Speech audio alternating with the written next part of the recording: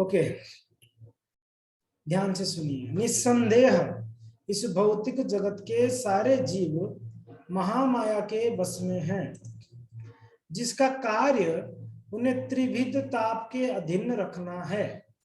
ये ताप क्या है? ये ताप है अधिदैविक क्लेश, यानी देवी देवताओं के द्वारा उत्पन्न किया गया क्लेश, जिसको जैसा कि सूखा हो जाना, भूचाल हो जाना, तूफान आ जाना इत्यादि, इसको कहते हैं अधिदैविक क्लेश। और एक अधिभौतिक क्लेश। अधिभौतिक क्लेश क्या है? अन्य जीवों के द्वारा उत्पन्न क्लेश, यथा कीड़ों या शत्रुओं द्वारा उत्पन्न क्लेश। तथा तीसरा क्या है जी? आध्यात्मिक क्लेश, अपने शरीर तथा मन द्वारा उत्पन्न क्लेश, यथा मानसिक तथा शारीरिक अस्थिरता। देव भूतात्म हेतवः बहिरंग शक्ति के नियंत्रण द्वारा इन तीनों क्लेशों से पीड़ित बद्ध जीव अनेक कठिनाइयां उठाते हैं। तो यहाँ पर 3 प्रकार के क्लेशों के बारे में वर्णन की गई है। ठीक है, क्या क्या है? पहला है अधिदैविक क्लेश, दूसरा है अधिभौतिक क्लेश, तीसरा है आत्मिक क्लेश। अधिदैविक क्लेश क्या है जी? अधिदैविक यानी देवताओं के द्वारा जो कष्ट हमें मिल रही है उसको अधिदैविक कहते हैं। ठीक है जी? जो कष्ट, जो क्लेश हमें देवी देवताओं से मिलती है। तो आप बोले कि देवी देवताओं से भी कोई कष्ट मिलती है? हाँ जी, मिलती है। कभी बहुत ज्यादा बारिश हो जाना, इंद्रदेव बारिश का स्विच ऑन करके भूल गए ऑफ करना। जब कभी कभी होता है ना, हमने अपना पानी का मोटर का स्विच ऑन किया, भूल गया और टंकी से पानी ओवरफ्लो होकर नीचे गिर रहा है। वैसे कभी कभी ऐसा होता है, इंद्रदेव ने ऑन कर दिया ना, भूल गई और बारिश हो रहा है, बहुत ज्यादा बारिश हो गई। हाँ, तो उस समय क्या होती है? बड़ा क्लेश होती है हमें। हाँ, जिसके द्वारा क्या बोलते हैं उसको, पानी भर जाता है शहरों में, बाढ़ आ जाती है, जिसको कहते हैं हम बाढ़। तो ये एक प्रकार का क्लेश है जी हमारे लिए, ये देवताओं के द्वारा दी जाती है। जैसे बहुत भयंकर गर्मी होना, बहुत भयंकर, अभी जैसे गर्मी होती है और मई जून महीने में जो गर्मी होती है बहुत भयंकर, जो हमको असहनीय होती है वैसा गर्मी, तो ये देवताओं के द्वारा होती है जी। कभी कभी भूकंप आ जाना, हाँ, कभी कभी सुनामी आ जाना, ज्यादा बारिश, ज्यादा ठंडी, ज्यादा गर्मी, ये सारा देवी देवताओं से होती है। हम कहते हैं प्रकृति द्वारा होता है, ये एक्चुअली देवी देवता है, अधिष्ठाता है। प्रकृति में हर एक चीज के लिए एक अधिष्ठाता देव है, इसके लिए उनके द्वारा दी जाती है। जैसे बहुत धूप होता है, सूर्य देव के द्वारा दी जाती है। बहुत बारिश हुआ में इंद्र देव, वरुण देव के हाथ में डिपार्टमेंट है ना। तो प्रकृति भी कोई ना किसी को डिपार्टमेंट दी गई है। तो इस क्लेश को, इस कष्ट को कहते हैं अधिदैविक क्लेश। ठीक है, ये सबको समझ में आ गया? अधिदैविक। अधिभौतिक क्या है? भौतिक जीव, भौतिक व्यक्तियों से हमें जो कष्ट मिलता है, भौतिक जीव या भौतिक व्यक्तियों से। जैसे हमें मच्छर, अभी ठंड में तो पता नहीं चल रहा था, उड़ बाड़ के सो जाते थे, मच्छर परेशान, अभी गर्मी में मच्छर काट रहे हैं, तो मच्छरों के द्वारा कष्ट। और कभी कभी कुत्ते रात को बड़ा भो भो करते हैं ना, नींद नहीं आती है, ये क्लेश है एक प्रकार की, है कि नहीं? तो कोई हमारे सगे संबंधी हमें कोई गाली दे दिया, कोई ना मार दिया, ना कोई निंदा किया हमारा, इस प्रकार से कोई दूसरा। तो इस प्रकार से ये सभी अधिभौतिक क्लेश, समझ रहे हैं? अधिभौतिक क्लेश। और तीसरा आध्यात्मिक। आध्यात्मिक, उसका आध्यात्मिक भी कहते हैं। ये वो आध्यात्मिक नहीं जिसको ट्रांसेंडेंटल कहते हैं, वो आध्यात्मिक नहीं। आध्यात्मिक यानी हमारा शरीर या हमारे मन जो हमें कष्ट देता है उसको आध्यात्मिक कहते हैं। अधिआत्मिक, अधि यानी ज्यादा, आत्मिक यानी अपना शरीर, हमारा शरीर ही हमें कष्ट देता है। जैसे कभी पेट दुख रहा है, ना कभी सर दुख रहा है, ना कभी क्या हो रहा है, ना कभी क्या हो रहा है, ये हमारा शरीर हमें कष्ट देता है। शरीर या हमारा मन, मानसिक क्लेश, मानसिक क्लेश और शारीरिक क्लेश, ये दोनों आध्यात्मिक में जाता है। ये दोनों आध्यात्मिक में जाता है कि नहीं?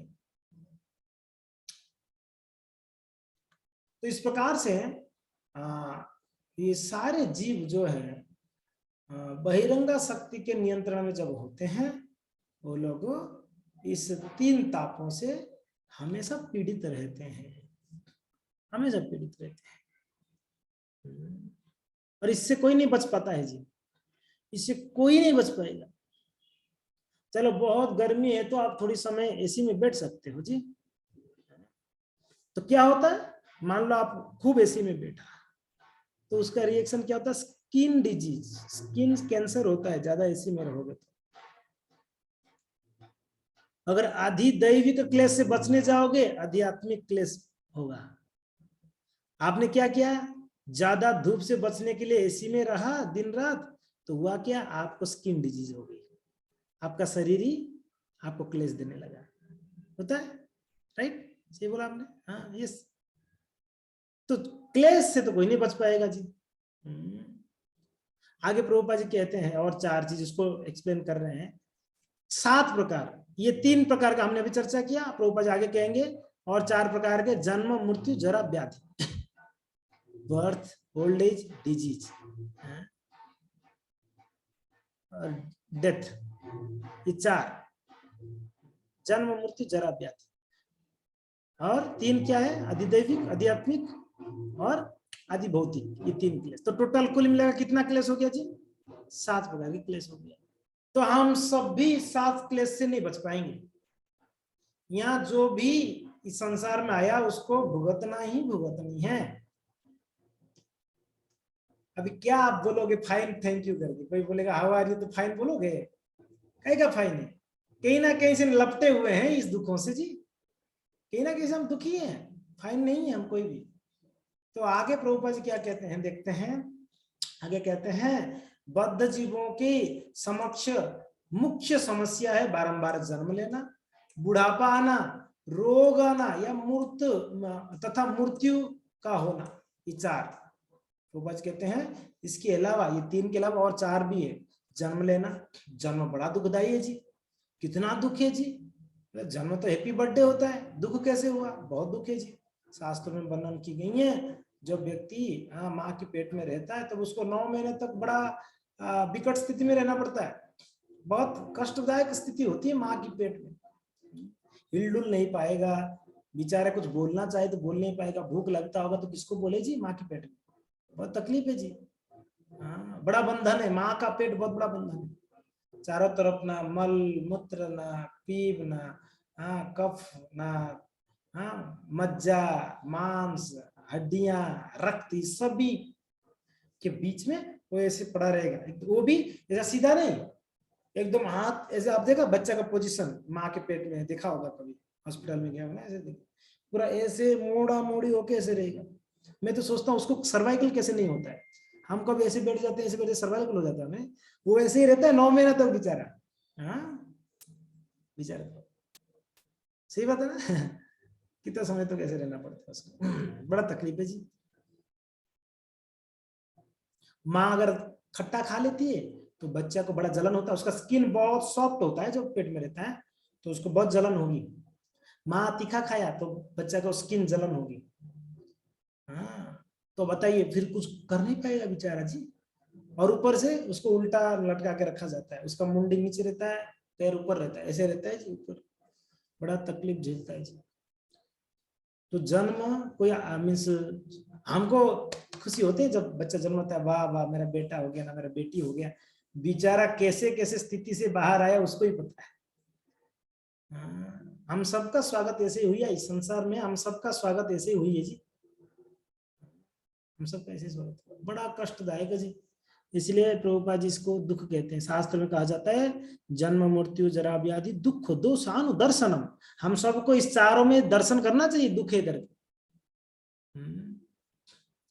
व्यक्ति मर जाता है तो उसको जला के आके जिलेबी खाते हैं ना, लड्डू खाते हैं, वहां पर समोसे खाते हैं, मजे करते हैं, लोग मर गए तो दुख है जी, बेचारा मर गया तो दुख है, जन्म हुआ दुख है, मर गया दुख है, बीच में और 2 दुख है, क्या, उसको बीमारी होती है बार बार, बुढ़ापा आ जाता है, बड़ा दुख है, बहुत कष्ट है जी। तो प्रभुपाद इसको समझाते हैं, ये 3 क्लेश के बाद और 4 क्लेश है जी मुख्य। भौतिक जगत में मनुष्य को शरीर तथा आत्मा के पालन हेतु कार्य करना होता है, लेकिन यह ऐसे कार्य को किस तरह करे जिससे वो कृष्ण भावनामृत संपन्न करने के लिए अनुकूल रहे। हर व्यक्ति को अन्न, वस्त्र, धन तथा शरीर के पालन हेतु अन्य जरूरी वस्तुओं की आवश्यकता होती है, लेकिन उसे अपनी वास्तविक मूल आवश्यकता से अधिक संग्रह नहीं करनी चाहिए। यदि इस प्राकृतिक नियम का पालन किया जाए तो शरीर के पालन में कोई कठिनाई नहीं होगी। क्या बोले प्रभुपाद जी ने, वापस देख लेना। हर एक व्यक्ति को अन्न, वस्त्र, धन तथा शरीर के पालन हेतु अन्य कुछ जरूरी वस्तुओं की आवश्यकता होती है, लेकिन उसे अपनी वास्तविक मूल आवश्यकता से अधिक संग्रह नहीं करनी चाहिए। यदि इस प्राकृतिक नियम का पालन किया जाए तो शरीर के पालन में कोई कठिनाई नहीं होगी। सिंपल लिविंग अगर किया जाए, जो हमने चर्चा किए थे सिंपल लिविंग के बारे में, अगर सरल जीवन, सादा जीवन जिया जाए तो व्यक्ति को बहुत कठिनाई नहीं होगी शरीर को पालन पोषण करने की। क्या बोलते हैं, जो एकदम जरूरी चीज है शरीर के लिए, उतना के लिए हमको थोड़ा सा मेहनत करना है, उतना के लिए। उससे ज्यादा करना ये क्या कहते हैं, अति संग्रह हो गया, उससे ज्यादा प्रयास करना।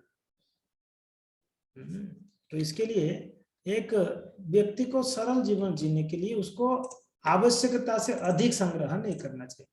प्रकृति की व्यवस्था के अनुसार विकास की सीढ़ी में निम्न स्थान पर स्थित जीव ना तो आवश्यकता से अधिक खाते हैं ना संग्रह करते हैं। फलतः पशु जगत में सामान्यतया ना कोई आर्थिक समस्या उठती है ना आवश्यक वस्तुओं का अभाव रहता है। यदि किसी सार्वजनिक स्थान पर एक बोरा चावल रख दिया जाए तो चिड़िया आकर कुछ दाने चुगेगी, है कि नहीं, और चली भी जाएगी, लेकिन मनुष्य तो पूरा बोरा का बोरा उठा ले जाएगा जी। उसकी पेट में जितना आएगा उतना वो खाएगा और जो बचेगा उसे भंडार में रख देगा। शास्त्रों के अनुसार इस प्रकार का अधिक का संग्रह अत्याहार कहा गया, उसको वर्जित किया जाना चाहिए। इस समय सारा विश्व इसी के कारण कष्ट उठा रहा है।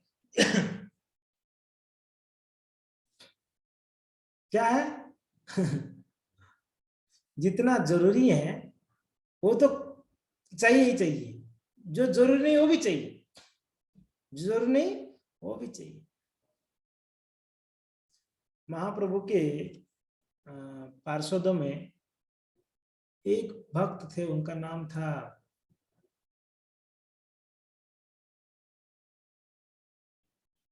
भूल रहा हूं नाम, बहुत सुंदर नाम था,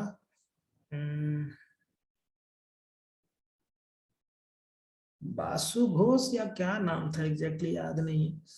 तो एक बार श्री चैतन्य महाप्रभु उनको बोले कि थोड़ा जाके हरिड़ा लेके आओ ना, मुख शुद्धि करने के लिए। हम लोग जैसे मुखवास खाते हैं ना, मुखवास खाते हैं ना, खाने के बाद मुख शुद्धि कहा जाता है उसको, ये खाने से। तो महाप्रभु प्रसाद लेने के बाद बोले कि गोविंद, उसका नाम था गोविंद, थोड़ा जाके थोड़ा हरिड़ा लेके आओ ना, हरिड़ा मुख शुद्धि करने के लिए। हरिड़ा आता है ना, आप लोग जानते हैं हरिड़ा, मसाला में हरिड़ा आता है। हाँ, तो मुख शुद्धि होता है उससे। कोई सौंप लेते हैं, कोई हरिड़ा लेते हैं, कोई इलायची लेते हैं, इससे मुख शुद्धि होती है। तो थोड़ा हरिड़ा लेके आओ। तो ये गए और हरिड़ा लाने में थोड़ा टाइम लग गया इनको।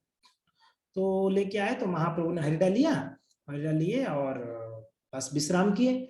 तो नेक्स्ट दिन जब उनको बोले कि गोविंद जाके थोड़ा हरिड़ा लेके आओ, तो तुरंत लाके दे दिए, लीजिए महाप्रभु।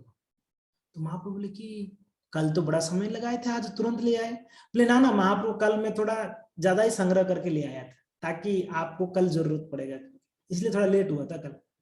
तो महाप्रभु बोले आज से आपका मुख नहीं देखना चाहूंगा मैं, गेट आउट। जो व्यक्ति कल के लिए आज संग्रह करता है वो व्यक्ति भजन नहीं कर पाएगा, ऐसे बोलते हैं आपसे भक्ति होने वाला नहीं। चलो आप, कितना सूक्ष्म चीज है बताइए, कितना सूक्ष्म चीज है, मगर इसमें कितना फिलोसफी छुपा है। कल के लिए आज संग्रह कर लिया बस। आप कोई पक्षियों को देखा है, उनकी बच्चों के लिए कल के लिए लाके आज संग्रह करके रख देता है ना। सुबह जाएगा, दाना को चुन चुन कर लेके आएगा अपने मुंह में, शाम को आके अपने बच्चों के मुंह में दाना देगा, हो गया उनका उस दिन का खाना। नेक्स्ट दिन वापस जाएगा, एवरी डे वो प्रयास करता है, एवरी डे लेके आता है और सुखी है। पक्षियों को देखो बड़ा सुखी है, आराम से जीवन, मजे से रहते हैं पक्षियां। पक्षियों में कभी देखा है दो पक्षियां खूब झगड़ा कर रहे हैं और कोर्ट में चले गए केस करने के लिए एक दूसरे के ऊपर? कभी देखा आप लोगों ने पक्षियों को ऐसा? खूब झगड़ रहे हैं ना, अरे कब से देख रहे हैं झगड़ रहे हैं ना, केस कर रहे हैं एक दूसरे को, यूक्रेन और रूस जैसा एक दूसरे को बम फेंक रहे हैं ना, बंदूक निकाल के उसको डरा रहा है, ऐसा कभी देखा आपने पक्षियों में? हमने नहीं देखा कभी ऐसा। क्यों पता है? संग्रह नहीं कर रहे पक्षियां, इसके लिए सब देखिए एक ही वृक्ष में कि 10 घोंसले होंगे, फिर भी वो लोग एक दूसरे का झगड़ा नहीं करते। तू क्यों इधर आ गया रे, तू मेरे पेड़ में कैसे आ गया घोंसले बनाने? कोई नहीं बोलता है, वो अपने घोंसले में सुखी है, या अपने घोंसले में सुखी है। सुबह जाएंगे ये लोग, शाम को आएंगे, अपने बीवी बच्चों को पालन पोषण करेंगे, शांति से अपना रात गुजारेंगे, सोएंगे, सुबह वापस जाएंगे जी। और पक्षियों देखो सुबह ब्रह्म मुहूर्त में जग जाते हैं, देखा आपने पक्षियों? पक्षियों से बहुत कुछ सीखने लायक है जी, बहुत कुछ सीख सकते हैं पक्षियों से। सुबह भोर में उठ जाएंगे। हम तो पक्षियों, गांव में हम मुर्गी का आवाज सुन के उठा करते थे, मुझे याद है। मुर्गी जब कक कक कक कक कक कक बोलेगा तो मीन्स अभी सुबह हो गया, हमको जगना है, टाइम हो गया हमें जगने का। तो चिड़िया अगर आवाज किया मीन्स सुबह हो गया। सूरज आने से पहले पहले चिड़िया सब आवाज करने लगती है, चें चें चें चें चें चें। वो लोग सूर्य उदय के बाद कोई पक्षी को देखा नहीं होगा कि वो सोया है बेचारा, बीमार भी होगा तो भी नहीं सोते हैं पक्षी, हमने देखा। तो भी उन लोग सूर्य उदय से पहले पहले जग जाते हैं। हम एक ऐसे बेवकूफ रहे, बदमाश जीव हम इस संसार में, जो सुबह भी सोएंगे, रात को भी सोएंगे, दिन में भी सोएंगे, जंगी की को पता नहीं, सोएंगे ही सोएंगे, हर स्थिति में सोना है। ठंड था इसके लिए सुबह मंगल आरती नहीं उठ पाए, अभी क्या बहाना देते, प्रभु जी गर्मी है ना, रात को लेट नींद आता है इसलिए सुबह नींद नहीं खुलता है, अभी ये बहाना है। बारिश में क्या बहाना देंगे, प्रभु जी बारिश होता है ना, प्रभु जी कौन उठ पाएगा सुबह सुबह इतना बारिश में, तो प्रभु जी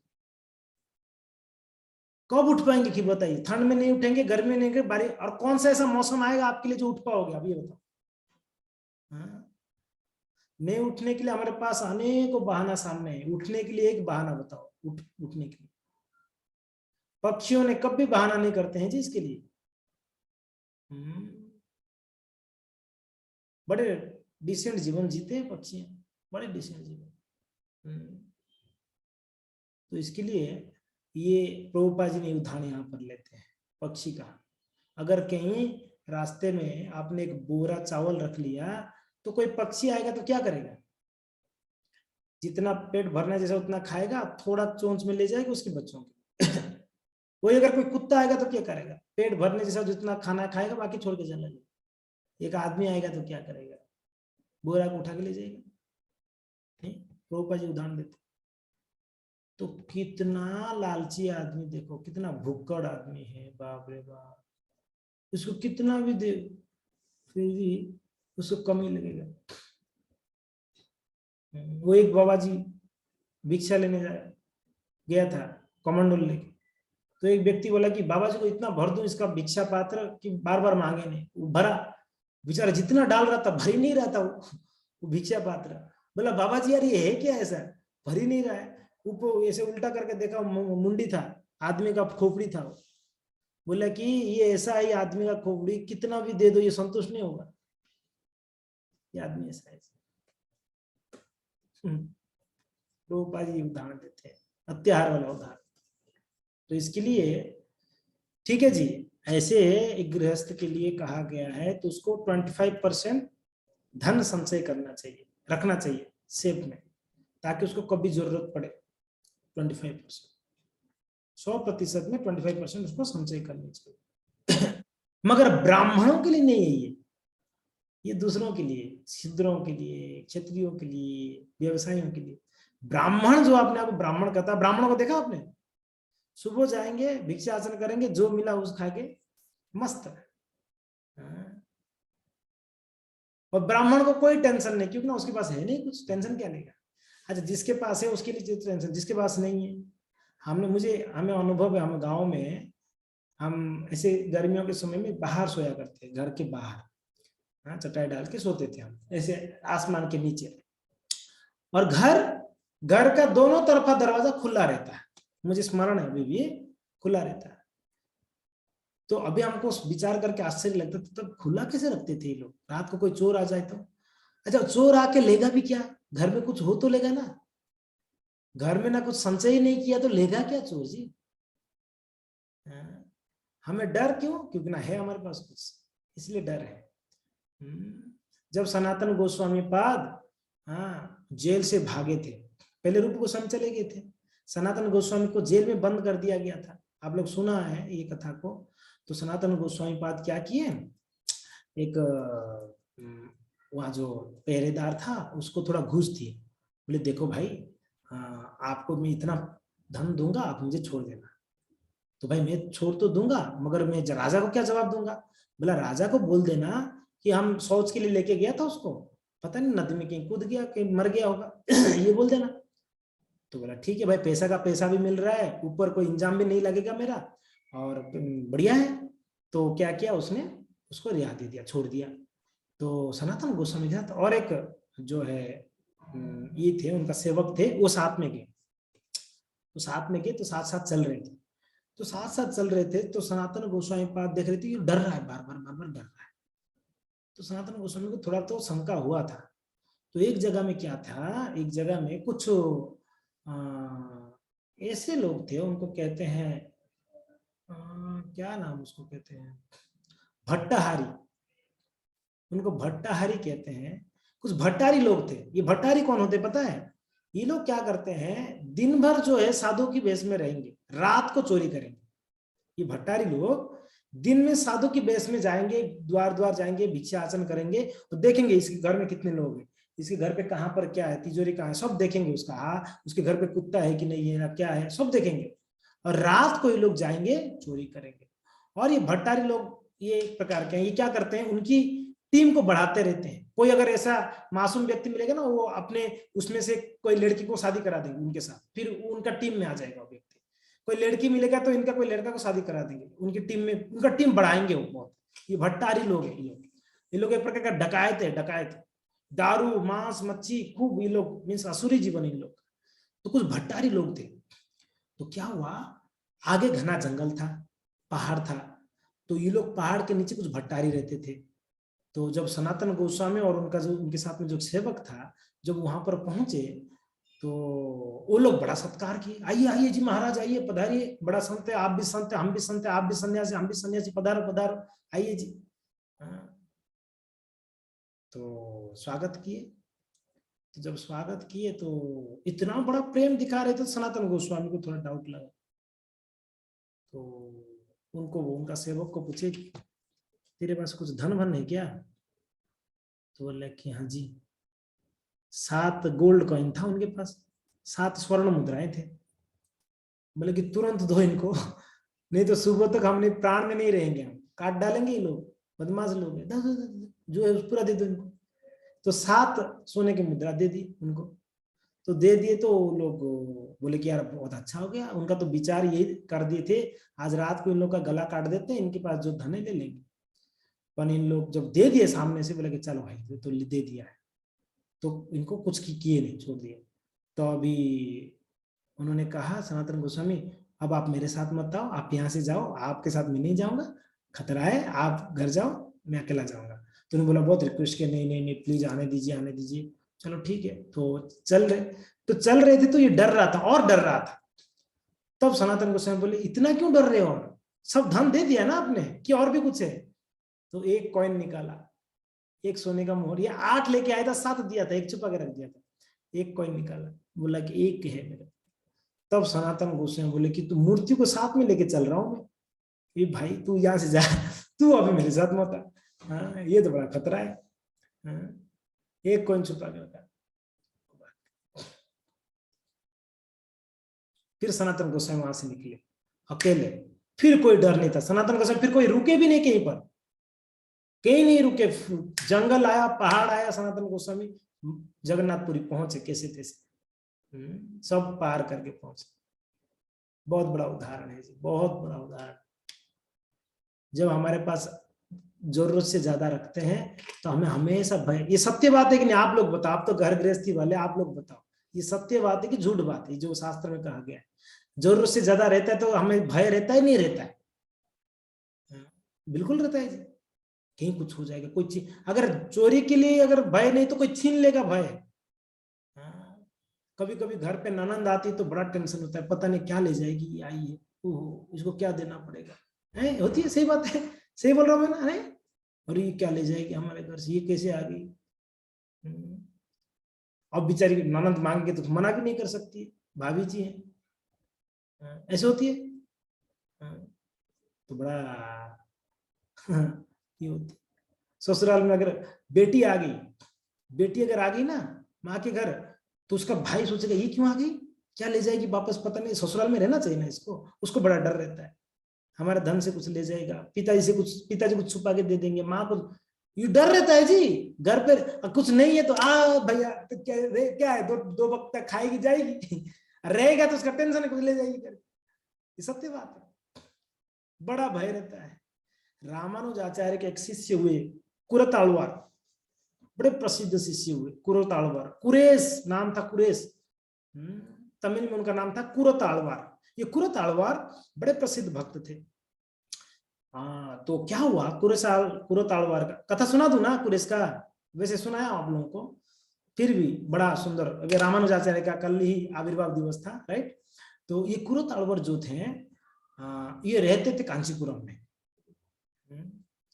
थोड़ा विषय से मैं अलग होके जा रहा हूँ, क्षमा करना, पना इसमें एक शिक्षा है इसके लिए मैं बोल रहा हूँ।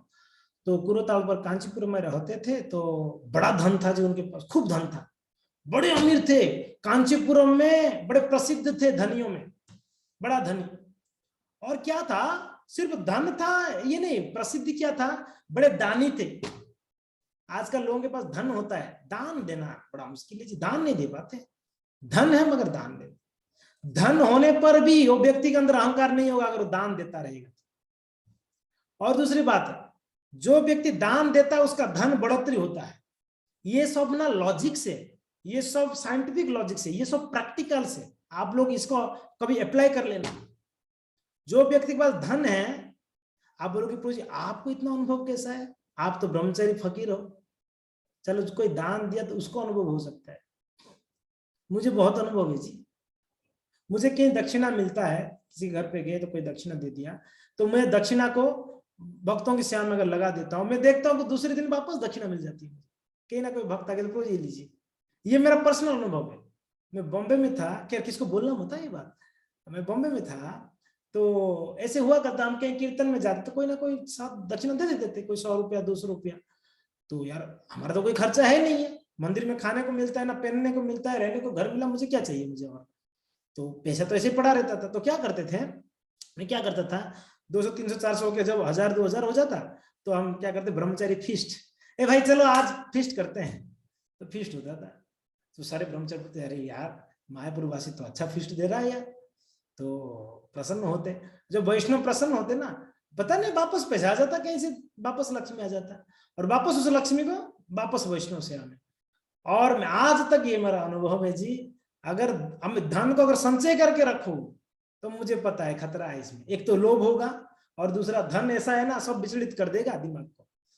और दूसरी बात, इतना धन तो नहीं आता है कि हमारा मन विचलित होगा, 1000 2000 में क्या विचलित होगा मन, लाख 2 लाख हो तो कम से कम विचलित हो तो फिर भी भले 1000 2000 500 200 300 150 रुपए भी क्यों ना हो, इसको दान दे दिया जाए ना, जा अगर दान दे दिया जाए ना, तो आपका धन शुद्ध होता है, साथ साथ में आपको कृपा मिलती है, और तीसरी बात है आपका धन बढ़ोतरी होती है, बढ़ोतरी होती है। 3 फायदे हैं, कृपा तो मिलती है, साथ साथ में हाँ आपका धन बढ़ोतरी होती है, और आपको प्रसन्नता मिलती है जी, हृदय में सेटिस्फेक्शन मिलती है।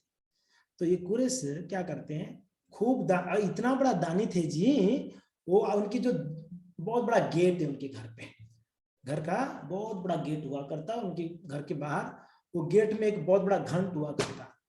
तो गेट है ना, रात को 12-1 बजे बंद होता है गेट, यानी रात को 12-1 बजे तो गेट खुला है जी, कोई भी आके कुछ भी मांग सकता है उनके घर पे, कभी किसी को संकट आए तुरंत आ सकता है रात को भी, और शिव को भोर वापस ब्रह्म मुहूर्त में वापस दरवाजा खोल देते थे।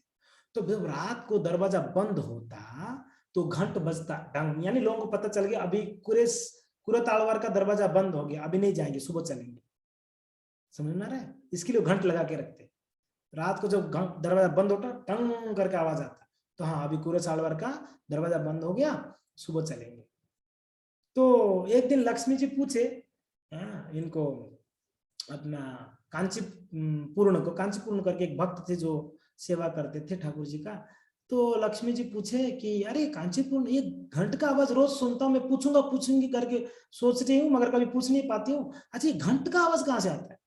तो कांचीपूर्ण बोलेगा आपको नहीं पता है माता जी, वो एक प्रभु जी रहते हैं यहाँ पर, एक बड़े दानी है, पता है 12-1 बजे तक उनका दरवाजा खुला रहता है, 12-1 बजे तक दरवाजा खुला रहता है उनका, इतना दान करते हैं जी, दिन भर कोई ना कोई आता है, कुछ ना कुछ ले जाता है। लक्ष्मी जी बोले कि बाप रे बाप, मैं हूं लक्ष्मी और दान वो दे रहा है, इसको तो मिलना पड़ेगा।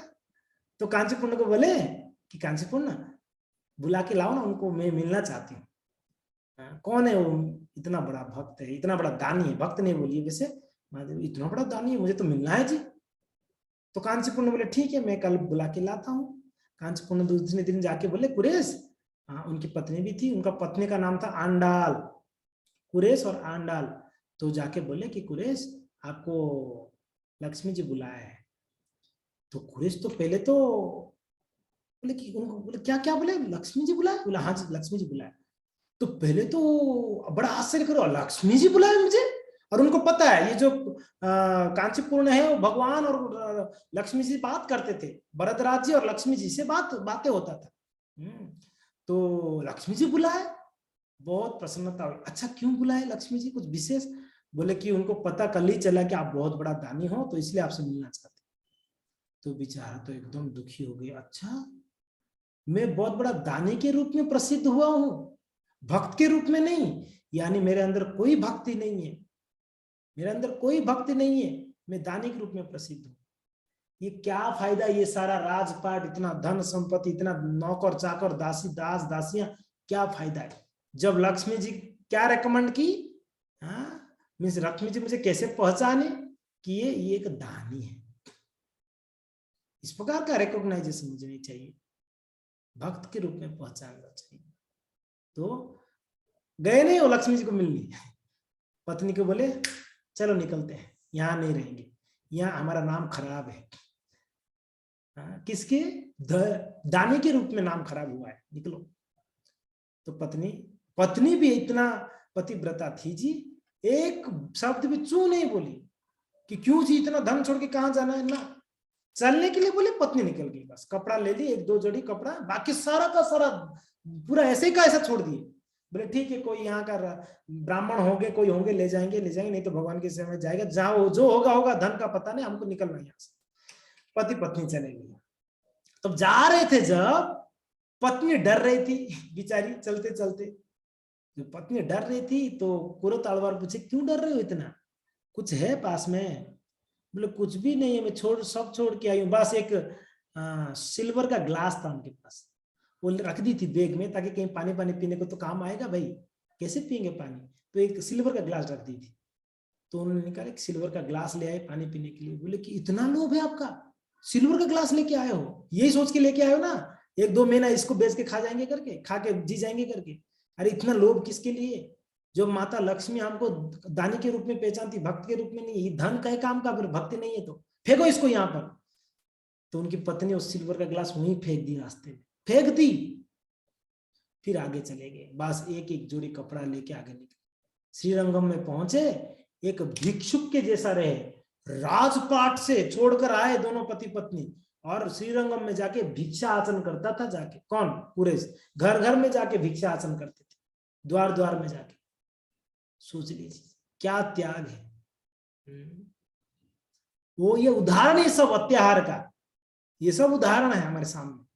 अगर एक ग्लास सिल्वर का भी लेके आए, उसको भी मानते हैं कि अत्याहार है, जरूरत नहीं हमें, अत्याहार, हमें जरूरत नहीं है इस चीज का। किसके लिए जरूरत है? हम जा रहे हैं भजन करने के लिए, हम भजन करने जा रहे हैं, तो ये सिल्वर ग्लास किसके लिए चाहिए?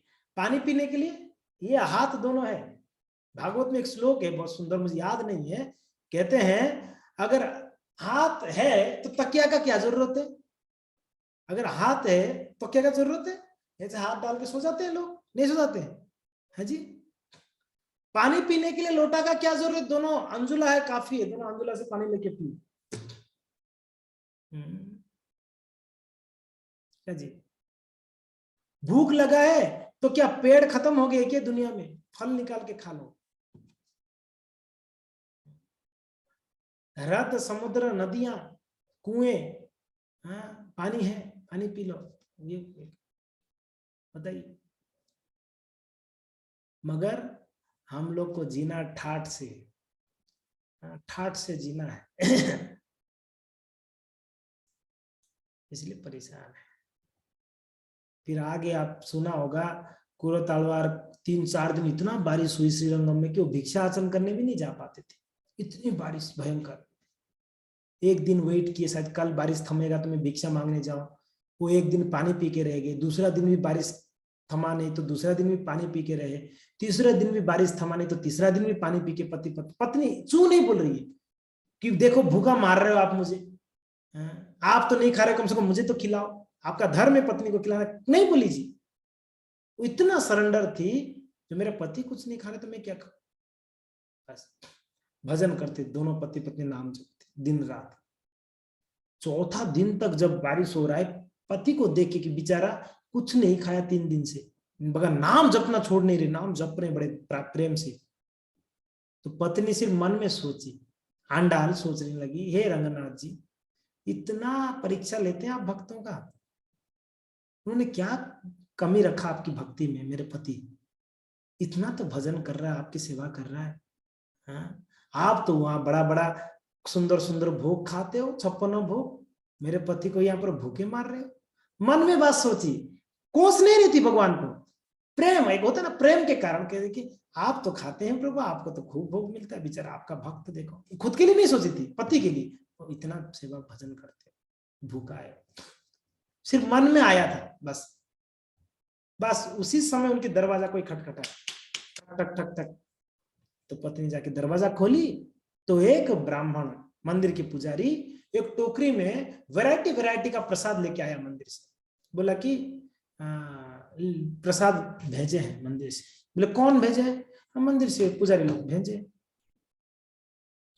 पत्नी ले प्रसाद, दरवाजा बंद की, पति के बोले कि पधारिए प्रसाद लेते हैं। बोले प्रसाद कहाँ से आया इतना बारिश में? ना मंदिर से एक भक्त पुजारी लेके गए।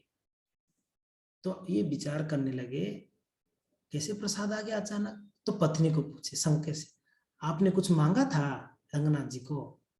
बोले नहीं तो मैंने कुछ नहीं मांगी, मैं तो बस मन में ऐसे सोच रही थी कि भगवान आपके भक्तों को, आपको इतना कष्ट देख रहे हैं, थोड़ा भी दया नहीं है क्या? आप तो इतना प्रसाद भोग खाते हैं, तो मेरा मन में बस ऐसा विचार आया था। तो कुरेश जाके बहुत डांट लगाए पत्नी को, अरे हम लोग कांचीपुरम छोड़ के श्रीरंगम आए क्या भगवान को सेवा में लगाने के लिए? हाँ, ये बहुत गलत बात है। हम यहाँ पर आए, हम भगवान से थोड़ी सेवा लेने के लिए आए, हम यहाँ पर आए हम भजन करके उनका सेवा करने के लिए ना, उनको सेवा में थोड़ी लगाने के लिए। चलो कोई बात नहीं, प्रसाद आया है, रेस्पेक्ट किए, उन्होंने खाया नहीं, रेस्पेक्ट किए, प्रसाद को प्रणाम किया, हाँ, और एक कण लिया, बोले ठीक है आप पाइए। पत्नी को बेचारी को भूख लगा था तो पति देव एक कण खा के बस अपना भजन में लग गए, पत्नी प्रसाद पाई। प्रसाद जैसे पाई, आश्चर्य होगा, कुछ ही दिनों में गर्भवती हो गई, उसको संतान नहीं हो रहा था इतना दिनों से। जैसे ठाकुर जी का प्रसाद पाई वैसे उनकी गर्भवती हुई। और इतना मीन्स ये था, प्रसाद में शक्ति था जी, जो रामानुजाचार्य को पता चला कि कुरेश का पत्नी आंडल गर्भवती है, तो हर 2-3 दिन में आके पूछते थे कि अरे कुरेश आपकी पत्नी कब डिलीवरी होगी। एक सन्यासी को ये पूछना नहीं चाहिए, नॉर्मल एक ब्रह्मचारी सन्यासी थोड़ी पूछना चाहिए अब कब डिलीवरी, माता जी आपका डिलीवरी कब होगी है? अरे प्रभु जी आपकी पत्नी का डिलीवरी, थोड़ी ये सन्यासी को थोड़ी पूछना चाहिए बात है। मगर रामानुजाचार्य हर 2 दिन में पूछते थे आपकी पत्नी का कैसा स्थिति, कैसा कब डिलीवरी कब होगा उनका। तो वो कहते थे कि नहीं अभी ठीक है, अभी 3रा मंथ चल रहा है, कि ठीक है सब ठीक चल रही, सब ठीक चल रही। बड़ा होता बोला था किनको, रामानुजाचार्य को, कब कब डिलीवरी होगी, क्योंकि उनको पता था इनके पेट में जो संतान है, एक नहीं 2 संतान थे, 2 संतान थे जी, उनको पता था 2 संतान होंगे, और दोनों का नाम पहले से डिसाइडेड था। इनका नाम, एक जन का नाम होगा पराशर, एक जन का नाम होगा व्यास। एक पराशर मुनि का अंश है, एक व्यास देव जी का अंश है, दोनों इनके पेट से जन्म होने वाले हैं। तो इसके लिए रामानुज आचार्य को पहले से पता था, इसलिए बार बार पूछ रहे थे कि कब जन्म होंगे, कब जन्म होंगे। और पता है एक आश्चर्य के बाद, ये जो 2 बच्चे हैं ना, जब जन्म हुए ना, इनको पर्सनली लक्ष्मी देवी ने पालन पोषण किया, अपना बक्षस्थल का दूध पिलाइए लक्ष्मी जी ये दोनों बच्चों को। ये आंडल ना, वो बच्चे, दोनों बच्चों को लाके ना लक्ष्मी नारायण के पास रंगनाथ जी के सामने छोड़ के चले जाती थी सेवा के लिए। छोटे छोटे बच्चे, 2-4 महीने के बच्चे, और कौन ध्यान रखती थी पता है? लक्ष्मी जी। बोले बेचारी आंडल तो चले गई, अब इस बच्चों को यहाँ छोड़ दी, तो बेचारी वो गोद में लेती थी लक्ष्मी जी, स्वयं लक्ष्मी जी गोद में लेती थी। और लक्ष्मी जी अपना कपड़ा, अपना साड़ी, अपने गांव में देखा होगा साड़ी में ही झूला बना देते ऊपर बांध कर। हमारे गांव में हमने देखा, हमारी माँ ऐसे करते थे। तो साड़ी में झूला बना के, 2 झूला बना के लक्ष्मी जी उनके अल्टर में 2 झूला बना देती थी, और खुद जो है उस झूला को झुलाती थी लक्ष्मी। नारायण भी कभी कभी झुलाते थे रंगनाथ जी। अब विचार करो कितना अद्भुत बच्चे होंगे जो लक्ष्मी नारायण उनको सेवा की। तो ये जो है, खैर ये कथा तो ये है, पर इसमें एक शिक्षा मैंने क्या बोला, एक सिल्वर का ग्लास लेके आगे तो भी उसमें टोक दिया नहीं, ये क्या है जी, ये जरूरत नहीं हमें, जरूरत। तो भाव ये होनी चाहिए, अगर जरूरत से ज्यादा कमा रहा हूं मैं, उत्तम, एक दिक्कत नहीं, उसको सेवा में भी लगाना चाहिए, उसको सेवा में भी देनी चाहिए। अगर मेरा जरूरत से ज्यादा धन है तो मैं बिल्कुल ठाकुर जी की वैष्णव की सेवा में लगा दूं उसको, तो धन शुद्ध हो जाएगा। जब कांचीपुरम तब जवान थे, तो उनके पिताजी कुछ धन दिया, बोला जाके बिजनेस चालू करो, कुछ तो चालू करो। बेचारे गांव से आए कांचीपुरम बिजनेस चालू करने के लिए, पैसा लेके आए, बहुत बड़ा रकम था उस समय, बड़ा रकम था, कुछ लाख रुपए ऐसे दिए थे उनके पिताजी उनको। कि कौन से समय बोल रहा हूँ पता है? ये लगभग आप मान लो 1000 ईयर्स बैक की बात, 1000 साल पहले के बात है। उस समय 1 लाख रुपया, मीन आप सोचो कितना बड़ा अमाउंट होगा ना, बहुत बड़ा अमाउंट।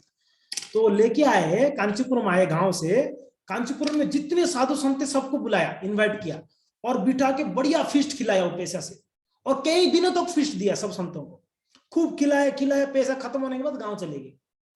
पिताजी बोले बिजनेस कुछ चालू किया, ठीक ठाक चल रहा है? बोले हाँ, यहाँ पर इन्वेस्ट कर दिया हूँ, वहां गोलोक वृंदावन में जब जाऊंगा वैकुंठ धाम में, वहां मिलेगा रिटर्न मुझे।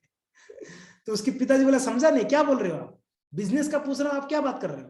बोले ना हाँ, मैंने इन्वेस्ट कर दिया हूँ पैसा को यहाँ पर, मैं जाऊंगा जब वैकुंठ ना, वहां वापस मिलेगा। बोला क्या मतलब है? बोले मैंने जितने साधु संत थे ना कांचीपुरम में, सबको खूब खिलाया हूँ, मीन्स मेरा इन्वेस्टमेंट हो गया, वहां वैकुंठ धाम में मैं जाऊंगा, वहां पर मुझे भगवान का कृपा मिलेगी। तो उनके पिताजी बोले तू एक काम कर, तू साधु संत की सेवा में जा, तू घर में मत रुक, नालायक है तू 1 नंबर। उसको भगा दिए घर से। तो कांचीपुरम तब से घर से निकले और सीधा सीधा आगे कहां पर? वरदराज जी के पास सेवा करने के। देखो जी, धन शुद्ध होता है दान से, धन शुद्ध होता है दान से, शरीर शुद्ध होता है सेवा से, मन शुद्ध होता है चिंतन से, भगवान की कथा लीलाओं को चिंतन करने से। ठीक है, शरीर शुद्ध होता है सेवा से और स्नान से, स्नान करने से शरीर शुद्ध माना जाता है, और सेवा करने से शरीर की सारी इंद्रियां शुद्ध हो जाती हैं। और मन शुद्ध होता है भगवान की चिंतन करने से, कथा कीर्तन नाम जब कीर्तन जब चिंतन होगी तो मन शुद्ध हो जाएगी। और धन शुद्ध होगा, एक ही तरीका है, धन को दान दिया जाए। अगर ज्यादा है दान, अब बोले प्रभु जी हमारा ज्यादा ही नहीं है, मैं बोला ना भुक्कड़ लोगों को ज्यादा लगेगा ही नहीं, जितना भी है और चाहिए बोलेंगे, उनको ज्यादा तो ज्यादा नहीं लगेगा, उन्हें लगेगा कि नहीं कम हो प्रभु जी, और चाहिए हमें, ये क्या, ये तो कम है। कितना पैकेज है जी? ज्यादा नहीं है, 20 लाख का पैकेज है। 20 लाख का पैकेज है जी? 20 लाख है प्रभु जी, ये कोई ज्यादा है? 20 लाख का ही तो पैकेज है जी। मुझे स्मरण है हम लोग, मैं जब कॉलेज पढ़ता था तो अब हमारे पिताजी का कितना होता जी, दिन में मजूरी आई थिंक 100-150 रुपया मजूरी था, मुझे जहां तक याद है। उतने में भी मेरे मम्मी पापा का ऐसा आदत था कि ना कहीं कोई घर पे आया उसको कुछ ना कुछ दे देते थे, ले जाओ। अभी दिन में 100-150 कमाए में से उसे 10-20 रुपया दे देगा तो बहुत बड़ी बात है जी। दिन में 150 रुपया कमाने वाला 20 रुपया किसको दे दिया, बहुत बड़ी बात है ये। दे देते थे। आज भी मेरे मम्मी को मैं देखा, उसके पास कहीं कहीं से अगर पैसा आ गया, बेटी ने देख कभी दिया ना, कोई दे दिया, तो क्या करती है वो दूसरे को दे देती है। कोई साधु महात्मा मिले उसको दे देगी। उसका आदत आज भी ऐसा है।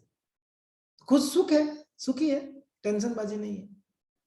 हम लोग बड़े दुखी है। क्यों? इतना होने पर भी दुखी क्यों है? कारण एक ही है कि हम दान देते नहीं है जी। हृदय छोटा, हृदय को बड़ा छोटा करके रखे। इतना छोटा हृदय क्या करोगे जी? थोड़ा हृदय को खोलो, कम से कम भगवान वैष्णव के लिए खोल दो हृदय को। और कभी गरीबी नहीं आएगी, ये पक्की बात है। भगवान को, भक्तों को देख के आज तक किसी ने दुनिया में गरीब हुआ ही नहीं है। आप इतिहास खोल दो, आप शास्त्र खोल दो जी, वेद पुराण खोल दो, खोल के बताओ कौन ऐसा व्यक्ति भगवान को दे के गरीब हो गया? क्या कोई देखा? किसी को देखा आप लोगों ने कि अरे भगवान को दिया तो देखो कितना बड़ा गरीबी आ गई उसके? हाँ, भगवान को दे के अमीर हो गए, ऐसे बहुत उदाहरण मिल जाएंगे आप, बहुत उदाहरण प्राप्त हो जाएंगे आप। मगर भगवान को दे के गरीबी आ गई किसको? सुदामा जी का बड़ा गरीबी था, बेचारा क्या ले गया ठाकुर जी के लिए, बड़ा अमीर हो गया। सुदामा जी महाराज जी का बड़ा सुंदर उदाहरण आता है जी हमारे पास। बलि महाराज जी ने, तीनों लोक का सम्राट, और भगवान ने 2 पैर में सब माप लिया, सब ले लिए, सब दे दिए भगवान को, ले जाओ। अब वो लोग एक बड़ा भिखारी हो गया, नहीं काय का भिखारी हो गया। और ये तीनों लोक से बड़ा लोक उनको दिया, सुतरलोक दिया। सुतरलोक कैसा है पता है? स्वर्ग, स्वर्ग के लोग सुतरलोक जाना चाहते हैं, इतना दिव्य लोक है। स्वर्ग में क्या भोग है, सुतरलोक में स्वर्ग से लाख गुना ज्यादा भोग है जी। वैसा लोक में भेज दिया भगवान। अब बताओ फायदा हुआ कि लॉस हुआ उसका? इंद्र का पद भी चाहिए रहता, उनको सुतरलोक दे दिया जी। इंद्र भी लालायित था, सुतरलोक। तो इसके लिए हमारा टॉपिक ये था, अत्याहार नहीं करनी है। अगर ज्यादा आ जाता है दे दो। कुछ भक्तों हमने देखा, क्या क्या क्यों दे रहे हो, रखो कुछ खर्चा बने। अरे प्रभु जी आज ज्यादा कमा लिया, थोड़ा भगवान की सेवा में। ऐसे भी भाव वाले हैं, ज्यादा कमा लिए। बैलेंस होना चाहिए प्रभु जी, बिल्कुल होना चाहिए जी। ज्यादा हो तो भी प्रॉब्लम, ना हो तो भी प्रॉब्लम।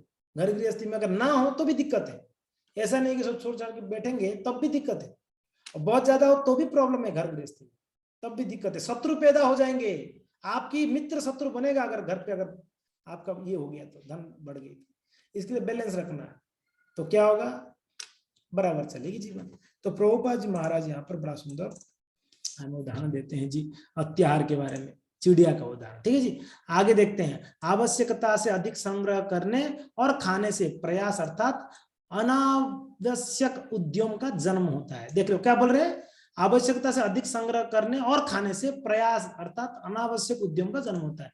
ईश्वर की व्यवस्था के अनुसार विश्व के किसी भी भाग का कोई भी व्यक्ति शांतिपूर्वक रह सकता है। कैसे रह सकता है? यदि उसके पास कुछ भूमि हो और एक दुधालु गाय हो। 2 चीज अगर व्यक्ति के पास है ना, वो शांति से जी सकता है। एक थोड़ा सा जमीन हो खेती करने के लिए, दूसरा एक गाय हो जो दूध देने वाला हो। ये 2 चीज व्यक्ति के पास है, वो व्यक्ति बड़ा शांति से अपना जीवन गुजार सकता है। उसे जीविका कमाने के लिए एक स्थान से दूसरे स्थान पर जाने की कोई आवश्यकता नहीं रह जाती, क्योंकि वह वहीं पर अन्न पैदा कर सकता है और गाय से दूध पा सकता है। इससे सारी आर्थिक समस्याएं हल हो सकती है।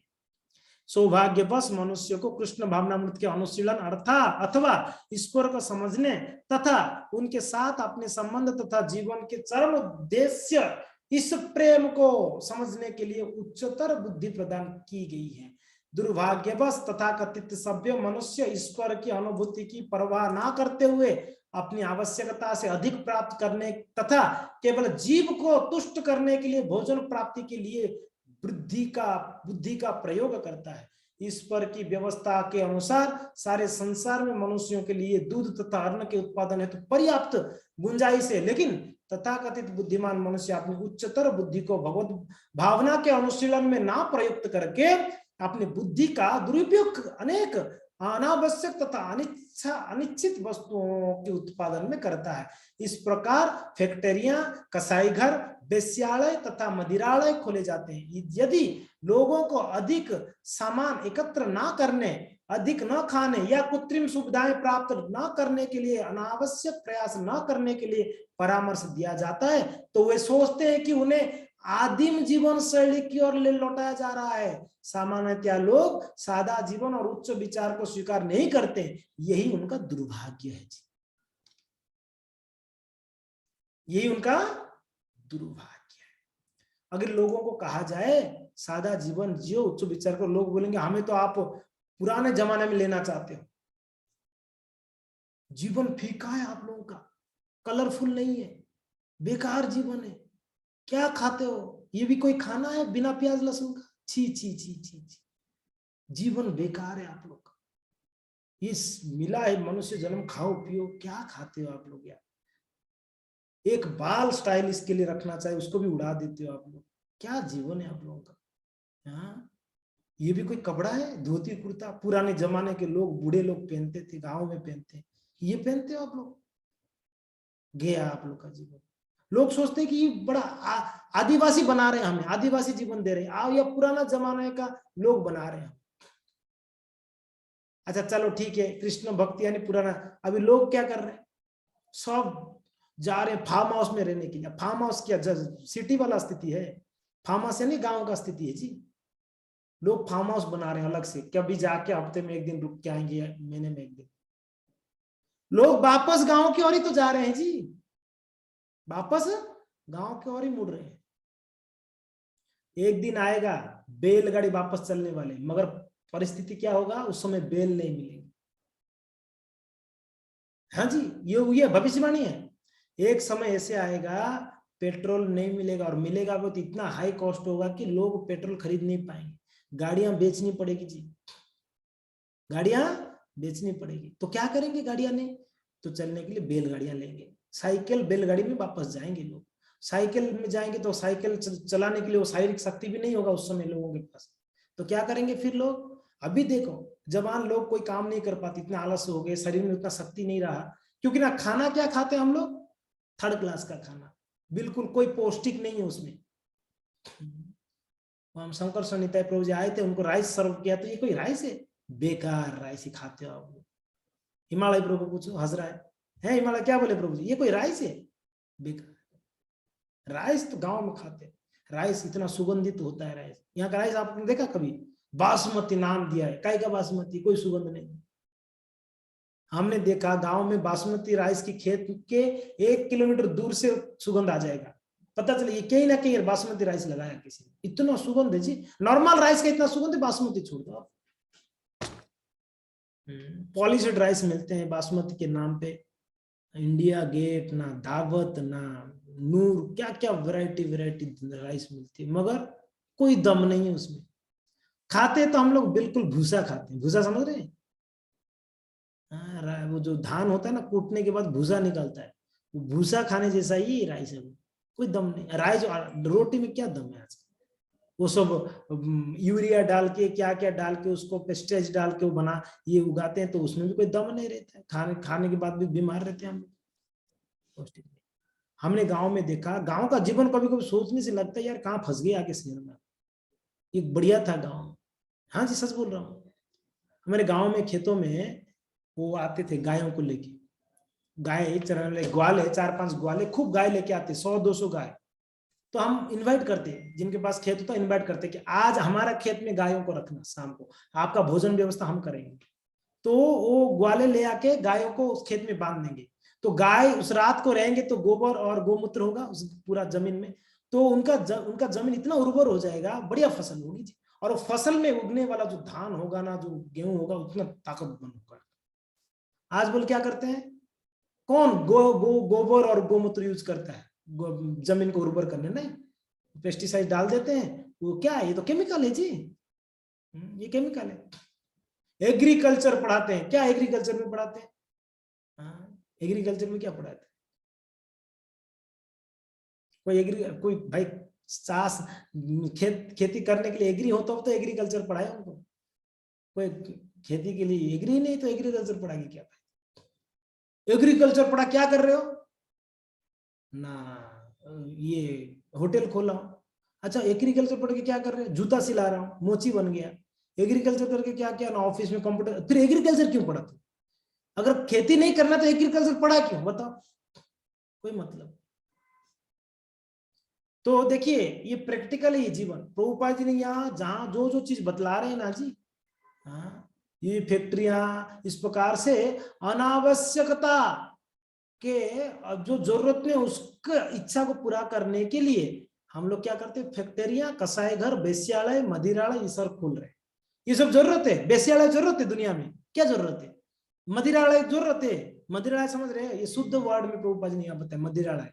ये लिखा जाता है ना, कौन सी गांव हम लोग कहते हैं, खेराड़ जाने से पहले एक गांव था, छोटा सा गांव, और वहां लिखा है देसी और विदेशी दारू का दुकान। मैंने बोला यार ये गांव में लिखा है हम लोग हंस रहे थे उसको देख कर, केरल जाने से पहले पहले वो गांव में देसी विदेशी दारू दुकान। क्या जरूरत है दारू का दुकान, अभी कोई जरूरत नहीं है लोगों को, फिर भी खोल रहे हैं जी। कसाई घर, कसाई घर करके कुछ नहीं हुआ करता था, आज तो ये गवर्नमेंट परमिशन देके कसाई घर खुला, जहां गायों को, बकरियों को, सबको काटा जाता है जी। बड़ा दयनीय हो वहां परिस्थिति। फैक्ट्रियां, बड़े बड़े फैक्ट्रियां, बताइए।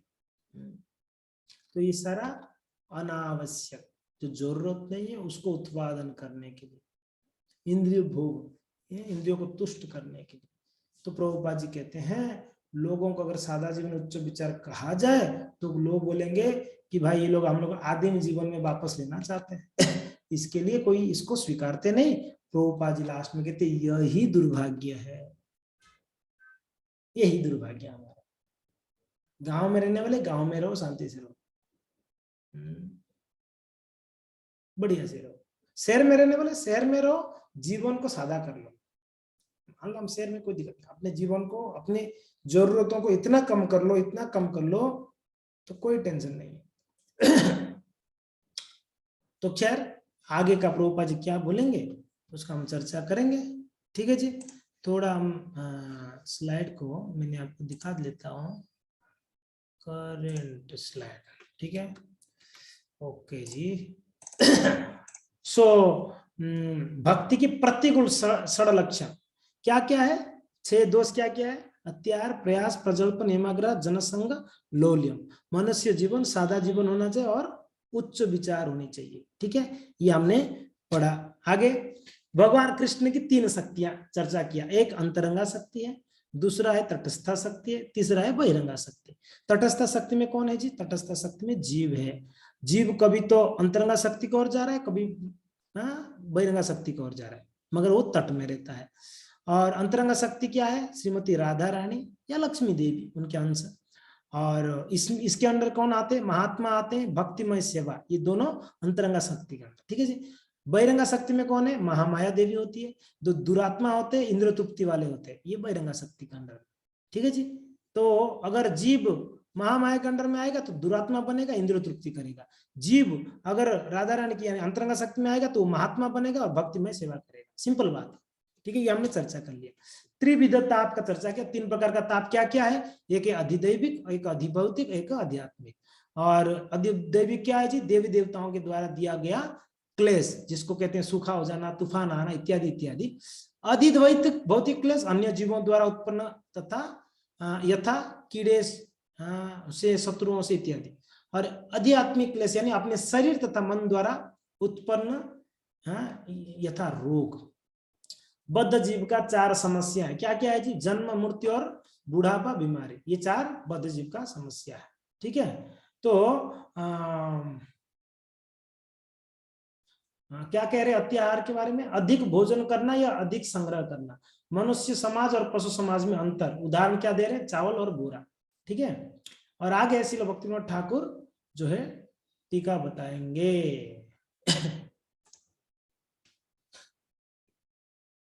भक्तिविनोद ठाकुर आगे टीका बताएंगे,